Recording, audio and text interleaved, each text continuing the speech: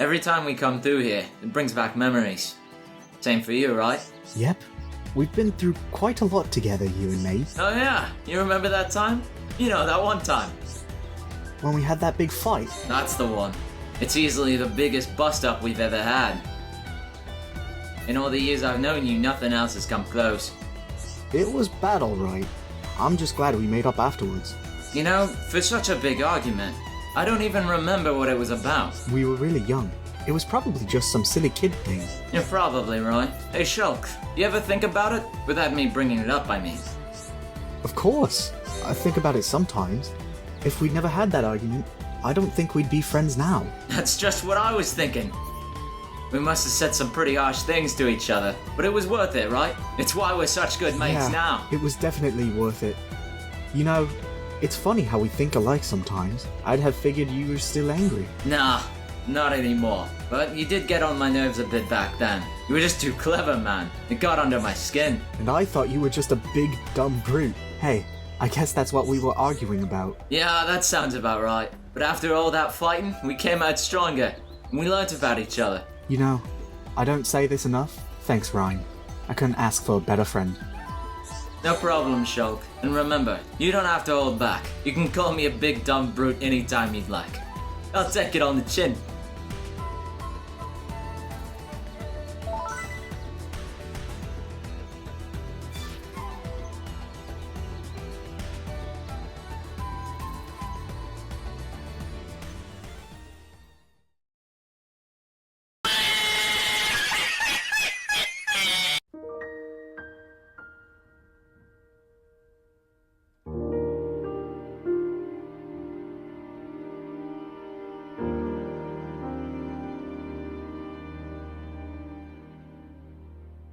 Xenoblade Chronicles is my favorite game of all time.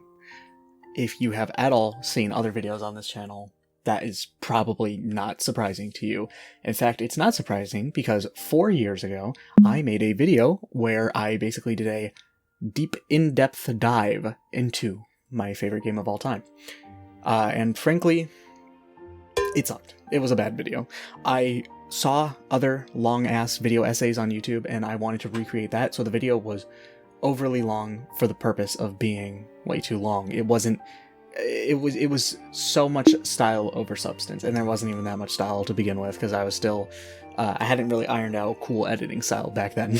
Because a lot of people online just summarize episodes of shows or videos and movies, and they call it a day. That's the extent of their analysis, and it's boring. It's lazy. It doesn't give you a perspective on the media. It's just a lazy recount of something that already exists, and it's like diminishing returns. You can just watch the movie yourself. And for the longest time, I have wanted to redo this video. I've wanted to give my favorite game of all time justice. I have wanted to make amends for what I think is my worst video of all time on this YouTube channel. But I couldn't think of things to do, because everybody has already talked about this game. And for good reason. It is an amazing game. It's my favorite game, obviously.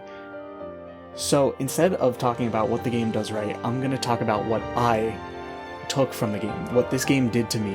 And so instead of redoing this review and making it big and bloated, I'm simply going to be speaking from the heart and just sort of ranting as I play this amazing game. I'll try and avoid any major spoilers. I'll only be spoiling stuff that Smash Bros. Spoils for this game, so there's that. I love it so much that I'm willing to sacrifice my fashion sense for you all today by wearing a t-shirt. I'm wearing my Xenoblade shirt. That's right, I'm not even wearing a Hawaiian shirt today, which feels wrong. A little too wrong. Give me a sec.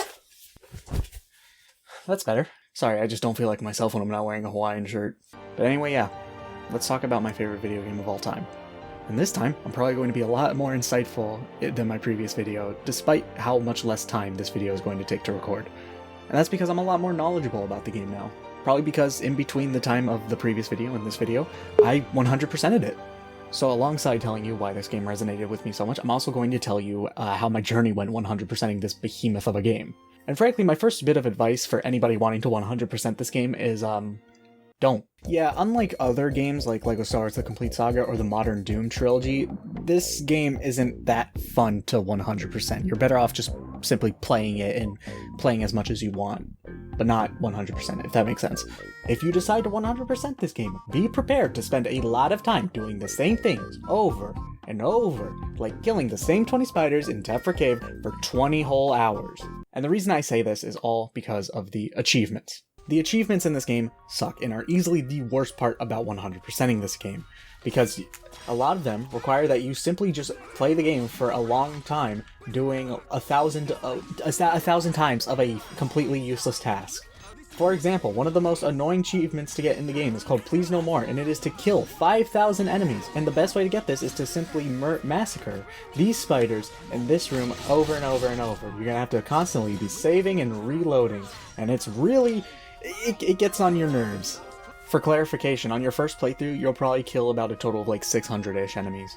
There are also some other real stinkers. For example, Team with a capital T. Use a chain attack 1,000 times. This is not a good achievement to combo with Complete 180, which is achieved Burst Affinity 2,000 times. These are both things that can happen in battle, and it's very useful to grind these two achievements out while grinding Please No More, but they don't mesh well together. And of course I get Please No More before I get these two achievements, which was not fun.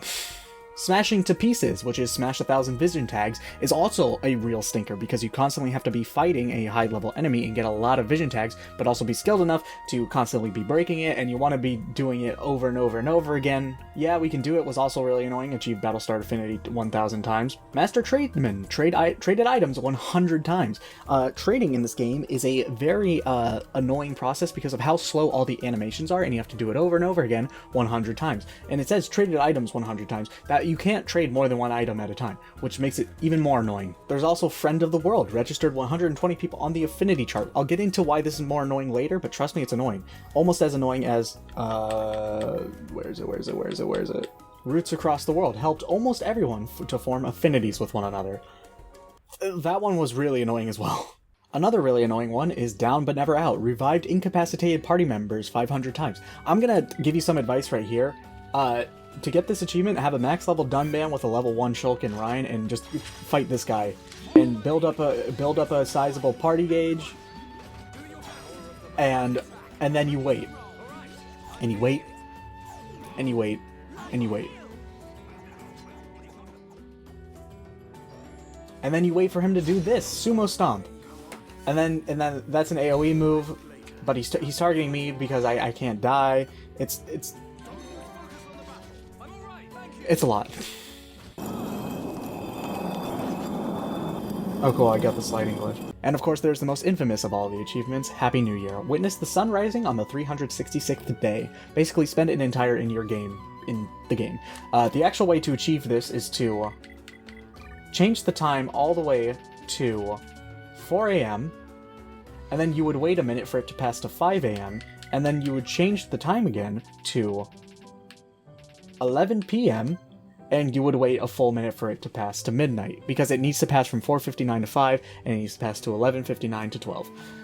And you basically, but honestly, this achievement wasn't that bad because I kept doing it while going through the story of this game on a New Game Plus file, and I kept doing that, and I got it pretty late in the game though, but I got it just by doing that over and over while doing other stuff. So yeah, the achievements in this game are pretty stinker, to say the least, and frankly, I don't think I would ever 100% this game if it weren't for the big spreadsheet. Oh yeah, that reminds me. Some guy on Reddit one day made a spreadsheet checklist that's like really in-depth and really cool with its computer magic that it uses to help you track things for 100%. And yeah, it very much helped me get through this game. So if you at all want to know more about that, I'll leave a link in the description to the Reddit post in question. Of course, not all of the achievements are bad though. We got, for example, all of these ones, which are to use a specific character's arts 100 times. I feel this is really good because it encourages you to spend time playing as party members other than Shulk, and it allows you to explore how they all play, and allows you to see which party member you like playing as the best. It's thundering outside. But still, this doesn't change that the achievements are easily the worst part about this game. I'd say the best part of this game, though, is definitely the exploration, specifically doing the heart-to-hearts and the Collectapedia. Starting with the Collectapedia, I just really like how it works in general. The Collectapedia is basically this compendium of all these like little items you could pick up throughout the game world. Like, for example, this little blue orb right here. You come over here, you pick it up, you got a juicy broccoli. You would then go to the Collectapedia, and you would see a juicy broccoli right there. And you get a cool reward for completing a category, like, you know, for example, vegetable, fruit, bug, nature, parts, or strange. And you get an even bigger reward for filling out the entirety of the Collectapedia. And there's a Collectapedia for every single area in the entire game. And I don't know, I like how this, again, encourages you to explore these massive maps because they are really big. And also, I like it. I don't know what else to say. I just think they're neat. If you also read the items and the little descriptions, it also gives a little bit of world building onto some of these things, and I think that's also pretty neat. There's like one item where if you read the description, it's like Ricky decided to give this thing this name because, I don't know, he felt like it. And I think that's funny. And again, it's just a great way to encourage you to explore these massive maps. Speaking of, it is simply insane how this game manages to run on the Wii with how big these maps are and just how beautiful they are. I mean, look at this. Come on. I love stories. I always have, and always will, and especially fantasy stories.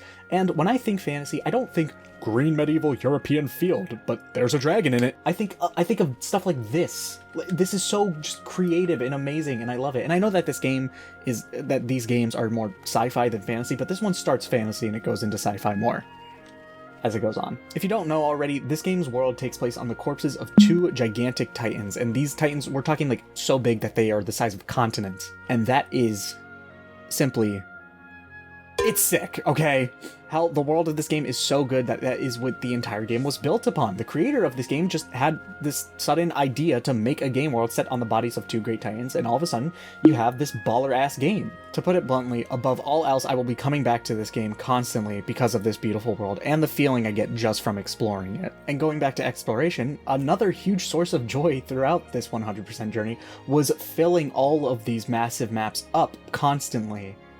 It was just so fun seeing a new location pop up on screen and seeing some weird shit ensue. And also the views you get in this game are simply to die for, as is evident by the huge background video I have on my second channel of just pretty sights from this game. Look at this shit. Look at this shit. This game was on the Wii, and look at how pretty this all is. Speaking of things looking pretty, another huge part I enjoyed about 100%ing this game was collecting all 1,400 plus pieces of fashion gear, as well as just simply decking out my party with the drippiest outfits possible. There are so many pieces of drip that this game has to offer, and as a DOG player, you know I prioritize drip above all else. Rockin' Stone. I mean, look at my party. Look at my decked out party. All right, let's see how pretty they all are. All right. Look at that. Look at this. This is peak fashion right here. All right. Peak fashion. I also really love the new outfits that were added as a part of Definitive Edition, like the resort outfits, for example. I think those are all really neat.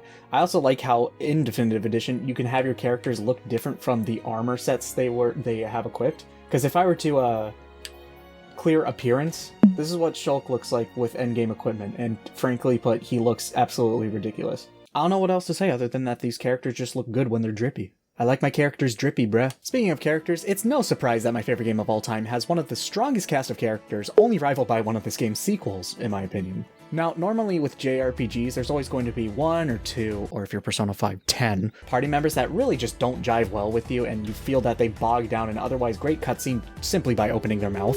And frankly, in this game, only one party member gets even close to that. I wouldn't even say they get there. They just get a little bit close. And I say close because I don't actually have any problems with Charlotte. Spoilers, it's Charlotte I'm talking about. It's just that the mandatory story content surrounding her is pretty lame. Like, let's be real, nobody likes Juju. But still, I like every single party member in this game, and I think they're all spectacularly written characters. Although, yes, some are better than others. For example, my absolute GOAT, Melia Antiqua, aka the baddest bitch around. It is with great shame that I tell you that I could simp for her all day. And something interesting I want to bring up with these characters is that each of their skill trees are based off of their personality traits, and I really like how everyone's 4th skill tree is their one big negative trait. For example, Melia's big negative trait is reticence, which is like a refusal to open up or talk about something. Meanwhile, the 5th skill tree is what happens when they work through that negative trait. For example, Melia's is passion.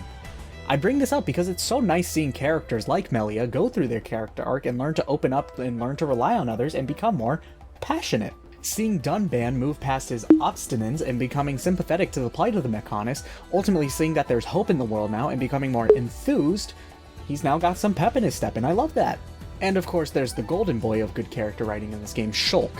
His 4th skill tree is pessimism, and you might not notice it at first. Hell, I didn't notice it until after my big video on the game. That was a piece of shit. But Shulk is kind of a downer. He's an introvert mechanic who has no interest in anything that isn't a machine, who's so hell-bent on revenge that he doesn't even see a reason to inquire as to why the Mechon do what they do until that flaw literally stares him in the face. Most importantly, he doesn't believe in himself, he only believes in the Monado. Without it, he views himself as powerless, and again, that only changes when that flaw stares him in the face. I keep fucking up my words. It is then that he must overcome adversity and bravely face off against the enemy. One of my favorite moments in this game is when Shulk keeps his shit to himself and doesn't open up until Reyn talks some sense into him, and Shulk realizes that 2 heads are in fact better than 1. Speaking of Reyn, what a fucking Chad! At first you may think he's just another dumb brute archetype, but he ends up being pretty fucking wise. Sure, he's not smart like Shulk is smart, but he's still able to read people pretty easily, and he knows what to do and what to say to cheer them up. On more than one occasion, he becomes the voice of reason, and his main goal is to just be there for his friends because he cares about them so much. And when he realizes that these people who he cares for this much don't really need his help anymore, it kind of gets to him, and he feels sort of purposeless. It's one of the most vulnerable moments in the entire game, and that's why a lot of people, me included, love this character so much. And plus, he just has great chemistry with like the entire party, especially Ricky. Which brings us to the legendary hero upon himself, and thank God he is not just some annoying-ass comic relief character. Sure, when he's introduced, he just seems like some wacky, goofy, funny character, but later on, he shows his fatherly side, showing he actually cares about his newfound friends, and it's because he wants to protect his friends and family that he overcomes his cowardice and embraces his role as the hero of the Nopon. And also, he just has stupid health. Goddamn king. Which brings us to Charla. Once again, I don't dislike her, but she gets a really bad reputation because she's easily the worst party member in terms of combat, and when she's introduced to you, you have to deal with a lot of dumb stuff. Not because of her, but for her, if that makes sense. But after the Ether Mines, and when you get Dunban as a party member, I actually like Charla's contributions from then on, story-wise. And I also really like her moments in the heart-to-hearts, since those give her, the moments that she deserves.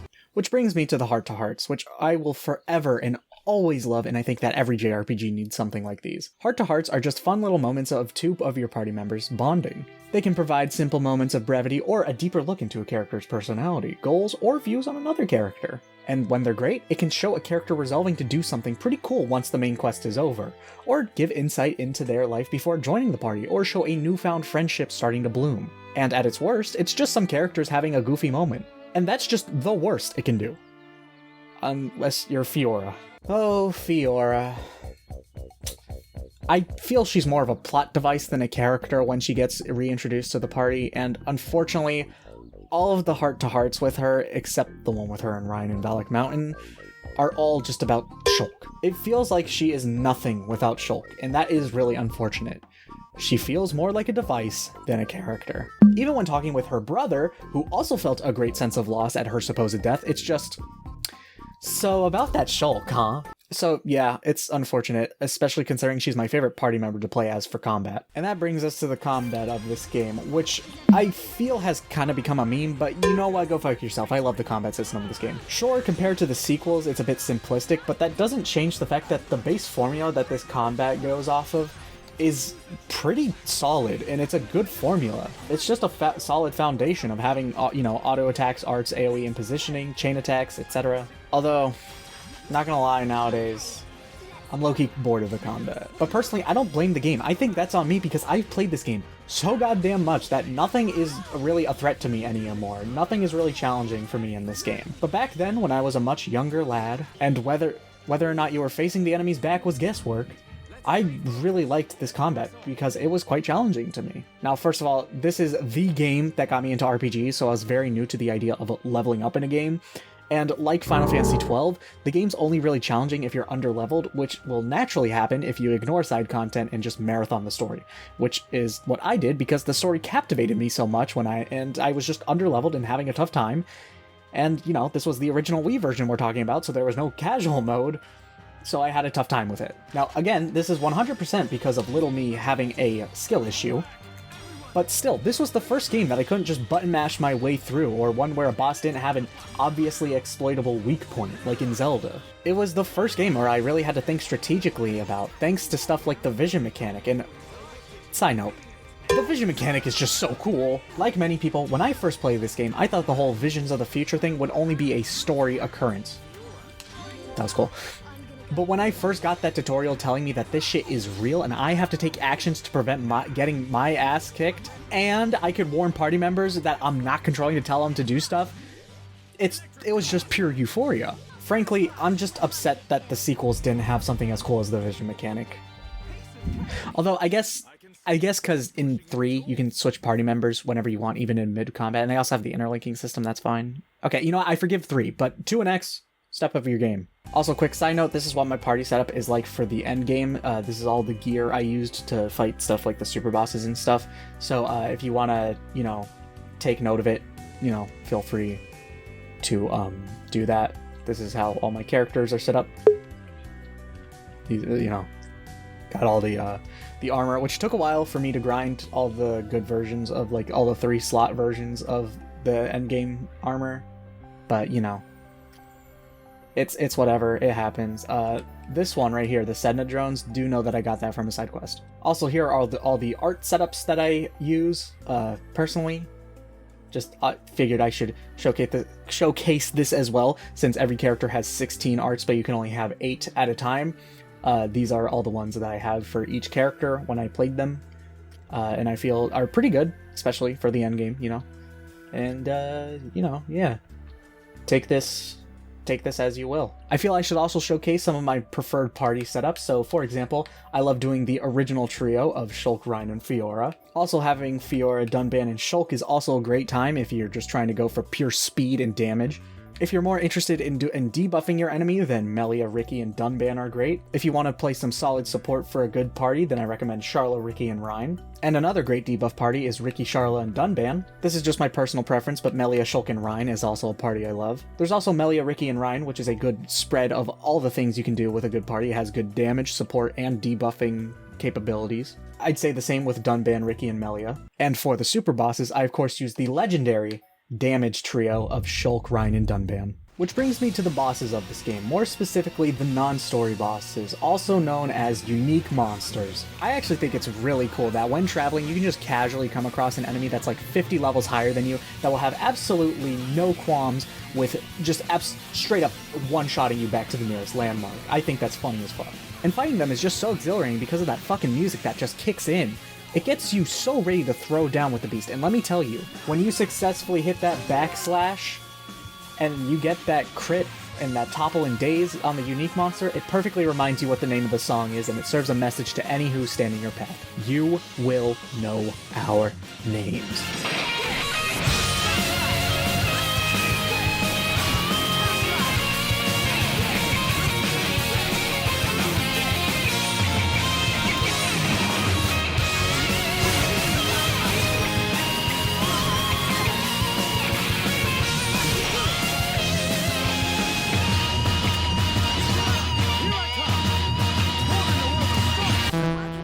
No matter how many times I hear it, this song never fails to hype me the fuck up. Oh yeah, I didn't talk about the music of this game, but it's goated. Go listen to the soundtrack. Oh hey, Vision. And if killing the unique monsters isn't enough for you, there's always the ultimate challenge of this game, the Superbosses. The 5 unique monsters in the world that surpass the level cap of 99. Just ignore that 3 out of 5 of them aren't actually spread out in the world, they are all on Valak Mountain. Back in my old ass video about Xenoblade, I brought up the Superbosses, and frankly, I was on crack. Because I acknowledged their existence, said I beat them up on the second channel, and moved on. I was tired of making content for that video, and that is no way to make a video. It became an obligation, not a work of passion. That entire fucking video was a travesty, I swear. But what was even worse was that on that second channel video, I fought the bosses on casual mode. I know, I'm a coward. I cheated not only the game, but myself. Again, I was rushing, and frankly, I was underprepared. So, fuck past me. On this 100% journey, I was going to do things right. And do things right I did. Until the last guy. Then I gave up and switched to the damage trio to kill the shit out of that guy. Both in and out of the challenge arena. Hey, can you tell that this is a lazy transition to talk about the challenge arena because I ran out of ideas to transition into talking about the challenge arena? New to Definitive Edition, this game decided to take after its younger brother with a challenge arena that the game calls Time Attack. And frankly, it's fine. Xenoblade 2's challenges had a lot more oomph to them, but then again, that was DLC, and this Time Attack mode, this came with the game.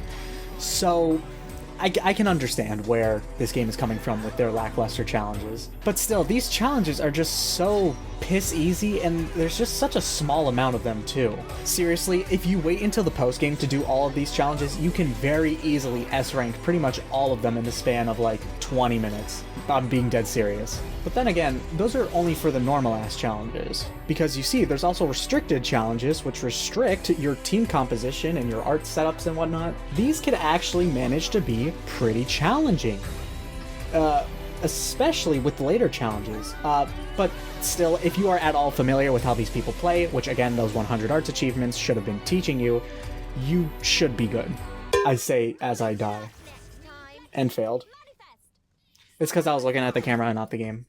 That's totally why. So ultimately, this is fine. I wish it could have been more fleshed out, but that's fine. It's whatever. It's actually not really that important. At least this challenge arena added new fashion to buy and level 12 art books for you to buy in exchange for points that take forever to grind. I'm tired of writing transitions, so it's time to talk about the side quests, which one might think is the most tedious part, but unlike the achievements, you're not gonna be doing the same thing over and over and over and over again. There are about 450 side quests in this game, which seems like a lot, but honestly, the quests were kind of the easiest part of all this. I'm being dead serious. Of course, this is mostly due to Definitive Edition telling you exactly where to go to complete quest, and of course the legendary idea of not needing to report back to the quest giver and the quest completing upon the objective being completed.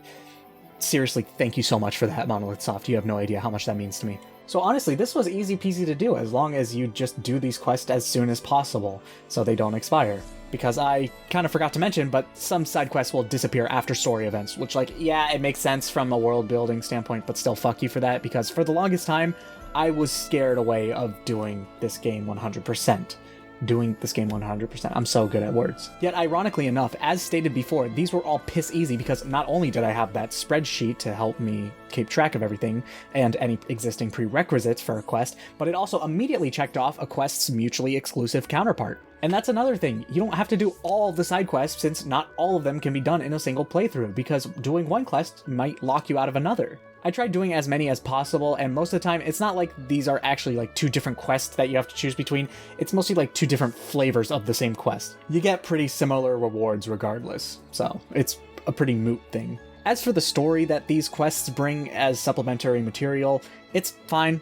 There are only like 3 quest lines that have like stories that are worth experiencing in my opinion, and I'd say those are the City Trade questline, the Colony 6 Reconstruction questline and Melancholy Tyrea, and the Teelan's Research questline. I also really like the quests on Valak Mountain and most of the Fallen Arm, but they aren't like quest lines, so they have a lot less content and are less dense than the ones that I mentioned before. But still, obviously you should do quests, seeing as they give you good rewards compared to other JRPGs and are really neat, and they're not that bad to do, especially on Definitive Edition. Another neat feature of the quest is seeing how they affect the NPCs' relationships with each other, and you can view all of that on the Affinity chart. The Affinity chart is basically this huge canvas showing every named NPC in the game and their relationship to every other NPC. And as you can see, it is so much. The one really annoying thing about questing is that sometimes you have to talk to NPCs in a certain order to establish their relationship on the Affinity chart before a quest becomes available, which is really stupid, but fucking whatever. Still, even though it has no huge bearing on the story of the game, the quest and Affinity chart just feel so fulfilling, and some of them I do deem mandatory for new players. Again, refer to that list of quest line I gave earlier. But speaking of the story, it's finally time we talk about the story that got me into so many interests. First of all, I hate to fall into stereotypes, but once upon a time, I was not an RPG guy. I played Pokemon because everybody and their mom was playing it, so I'd figure I'd see what all the hype was about, and I hated it. It was slow, dull, repetitive, and also, the music is boring. Yeah, I said it, but that's a sequel for another time. But then Chugga Conroy, who was my childhood hero at the time, someone I loved watching in my childhood, started his Let's Play of this game, and it looked really good. Then my brother managed to come across a copy and wanted to try it out himself, and he didn't really fuck with it because the only games he plays are Mario Kart and GTA, which was a joke, but it's true. But I stuck with it. I didn't even follow Chugga's Let's Play anymore. I just kept playing the game, and the story and exploration are what kept me going. Because Pokemon, which had a very, let's just say, dogshit story, dissuaded me from pretty much any other RPG at the time, this was so something. The most immersed I've been in a video game story before Xenoblade was Zelda, and unfortunately I hated reading, so I didn't pay much attention to the story. But this game had voice acting and a good story. And this was the first time I experienced a game that was so narrative-driven, that had characters that I actually really cared about. Pair this with an amazing soundtrack and a strong opening, and you have a recipe for success. Like, I don't want to spoil anything about this story, but the way it goes from being one type of story to another is just so amazing, and it does it so smoothly. And there are just so many moments throughout this game's story that, when I remember, I can't help but feel giddy for. I'll kill you! Make them pay. Destroy every single one of them. Our enemy. I swear I won't stop until I've scrapped each and every one of you! Hope I'm not interrupting. I can't stand by and let another person experience what I have.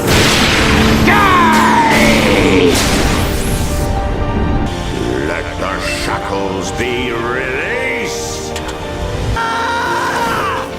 Nakon! You will pay for what you've done! I have to know why! What's the reason for all of this?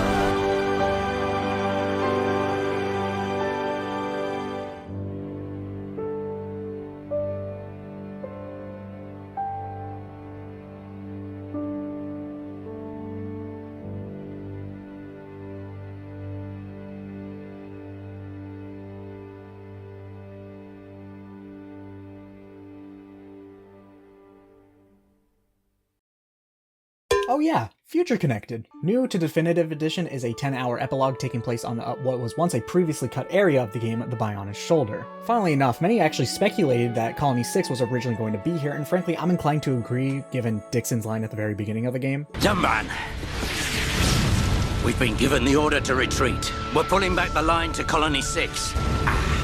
That's where we'll set up the last line of defense. Pulling back the line to Colony 6 from Sword Valley. Sure, we'll climb all the way back up Valak Mountain, cut across Magna Forest, go through the Bionis Interior, down Satoral Marsh, and then set up the line of defense there. This might just be me being, well, me, but this line always bothered me on repeat playthroughs after knowing how the world is laid out. If Colony 6 were next to Valak Mountain, though, this would make a bit more sense. Plus, there's also the fact that Colony 6's map is very small, and as we've established, uses almost entirely assets from other areas. Heck, the Splintered Path is really the only major set piece other than the farm and the colony itself, and it's nearly a carbon copy of the land formation near the waterfall on the shoulder. It also decided to feature Melia as the main star this time, which is great considering the base game ended up giving her the middle finger. And I just gotta say, the Bionic Shoulder is so fun and so big, and this is so much to do. And I mean, it may not look like much, but this map is absolutely massive, and this is not at all foreshadowing for how absolutely colossal in size the maps in 3 will be. There are also a few changes made to the combat, which are fine. If the game was any longer, it would be pretty trash, but it's pretty serviceable for something that you can 100% within the span of like 10 hours. Okay, yeah, like for example, instead of chain attacks, you do this weird quick time event that has these funny animations, and I'm so bad at doing these quick time events because you have to do these button presses like perfectly if you want good bonus damage. Okay, let's see if I can do it again.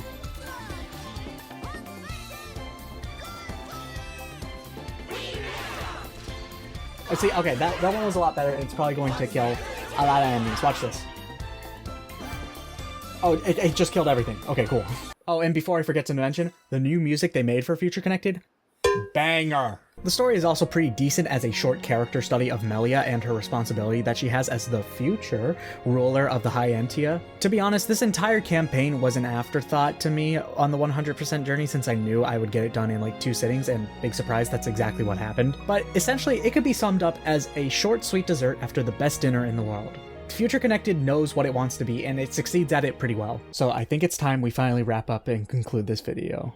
To simply put, let's talk about why, despite it all, this is still my favorite game of all time. 100%ing this game certainly did drain me, especially doing the achievements. It was hell, and frankly, I don't think I'll ever 100% this game again. Even if this save data right here got wiped, I won't go through it again. But that doesn't mean I'll never touch the game again, because truth be told, even after all of that, I just want to start a new playthrough. I don't think I'll ever not come back to the Bionis and just have a nice walk around as if I'm reminiscing on my first, very blurry, journey with Shulk & Co. Because this game has taught me just exactly what games and media as a whole are capable of.